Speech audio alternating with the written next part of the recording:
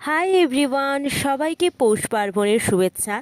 By the way, সবার বাড়িতে আজকে পিঠেপুলি হচ্ছে, তাই তো? কারণ আমাদের বাড়িতে তো হচ্ছে।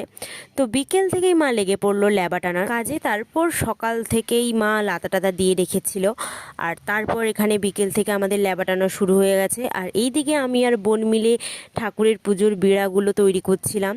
তো এইগুলো করার পর আমি গেছিলাম ঠাকুরের পা বসাতে।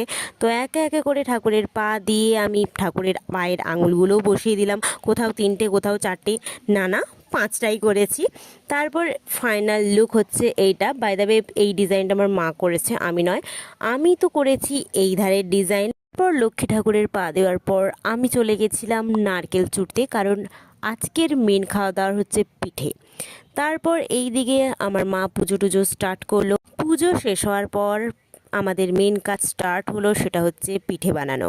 তো এটা হচ্ছে আমাদের সবার পছন্দের পিঠে, সেটা হচ্ছে পাটিসাপটা।